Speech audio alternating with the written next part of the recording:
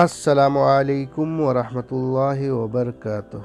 دوستوں، آج آپ کو مدینہ منورہ کے ایک ایسے مبارک مقام پہ چلیں گے جہاں پہ آقا کریم صلی اللہ علیہ وسلم اس مسجد میں نماز فجر ادا کی تھی۔ وہ مسجد کا نام ہے مسجد بنی حنیف، مسجد الفجر بھی کہا جاتا ہے۔ یہ مسجد قباء کے قریب آج بھی موجود ہے۔ یہ مسجد کے قریب قبیلہ بنی حنیف آباد تھا۔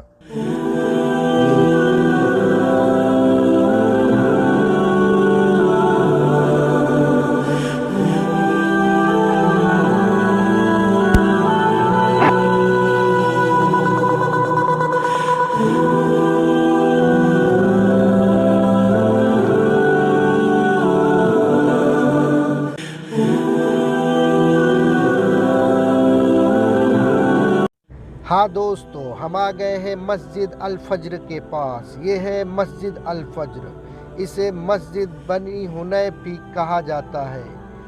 اس مسجد میں آقا کریم صلی اللہ علیہ وسلم فجر کی نماز ادا کیے تھے۔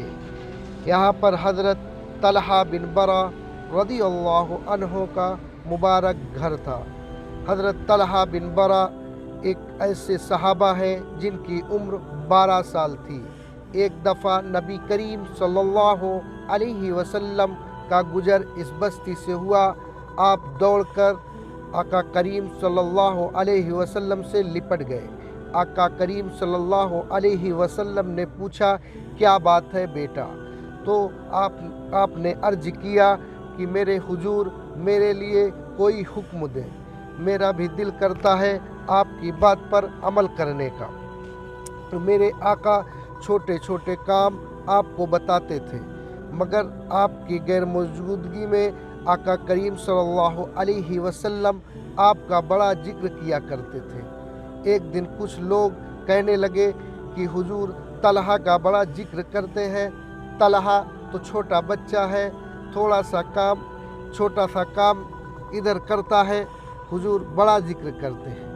ایک دن آقا کریم صلی اللہ علیہ وسلم نے ارادہ کیا کہ ان کو تجربہ نہ کراؤں کہ طلحہ مجھ سے کتنی محبت کرتا ہے۔ آقا کریم صلی اللہ علیہ وسلم نے حضرت طلحہ بن برہ رضی اللہ عنہ کو اپنے پاس بلایا، فرمایا بیٹا جو کہوں گا وہ کرو گے؟ حضرت طلحہ بن برہ رضی اللہ عنہ نے کہا جی حضور۔ اس کے بعد آپ نے فرمایا جاؤ اپنے باپ کی گردن کاٹ کر لے آؤ۔ ایک روایت میں آتا ہے حضرت علی رضی اللہ عنہ کے گلے میں تلوار لٹک رہی تھی، آپ بڑے جذبات میں دوڑے اور تلوار کو یوں کھینچے اور آپ دوڑ لگا دی۔ حضور نے فرمایا اسے پکڑ لو، نہیں آج یہ گردن کاٹ دے گا۔ اس کے بعد اللہ کی قدرت کہ کچھ دن بعد آپ کی طبیعت خراب ہو گئی۔ آقا کریم صلی اللہ علیہ وسلم مدینہ منورہ سے قباء کی بستی میں دن میں 2 مرتبہ مدینہ منورہ سے آپ پیدل چل کر یہاں تشریف لاتے حضرت طلحہ بن برہ رضی اللہ عنہ کی عیادت کے لیے۔ ایک دن آقا کریم صلی اللہ علیہ وسلم شام کو تشریف لائے اور آپ کے سرانے بیٹھے اور بیٹھ کر آپ کے ماتھوں کو سہلایا اور ان کے والد کے کانوں میں کچھ فرمائے اور آپ رونے لگے۔ اس کے بعد حضرت طلحہ بن برہ رضی اللہ عنہ کے ماتھوں کو چوما اور سہلایا، پھر آقا کریم صلی اللہ علیہ وسلم واپس چلے گئے۔ حضرت طلحہ بن برہ رضی اللہ عنہ کی عمر 12 سال تھی۔ آپ اپنے والد کو اپنے چارپائی کے پاس بلائے اور پوچھا میرے حضور نے میرے لیے کیا فرمائے؟ تو ان کے والد نے جواب دیا کچھ نہیں۔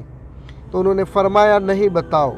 تو ان کے والد نے بتایا کہ حضور نے فرمایا کہ آج میرے طلحہ کا انتقال ہو جائے گا، اور جب میرا طلحہ کا روح پرواز کر جائے تو مجھے خبر دینا، میں خود آ کر نماز جنازہ پڑھاؤں گا۔ حضرت طلحہ نے اپنے والد کو ہاتھ پکڑا اور اپنے سینے پہ رکھ کر कहें अब्बा हुजूर तो फरमा गए जो फरमा गए, लेकिन मेरी वसीयत याद रखना।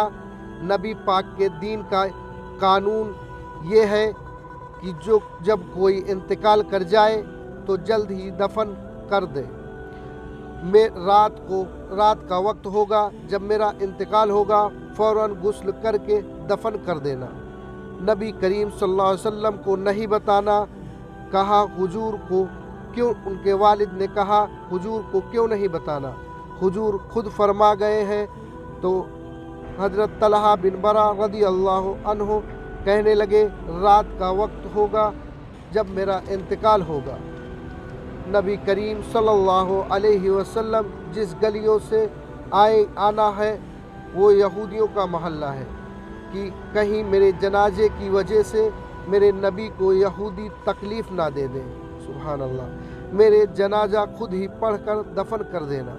सुबह हुजूर तशरीफ़ लाए, वो महबूब जिसे अल्लाह तबारक ताला ने गैब की खजानों की कुंजी अता फरमाई। फरमाने लगे क्यों नहीं बताया, मुझे बताते मैं खुद जनाजा पढ़ाता। तो उनके वालिद रो पड़े और फरमाए कि हुजूर मेरा तो बेटा था, मुझे इससे बड़ी सआदत क्या होती कि आप जनाजा पढ़ाते, पर उसने वसीयत कर दी थी कि बताना नहीं, नबी पाक को तकलीफ़ होगी।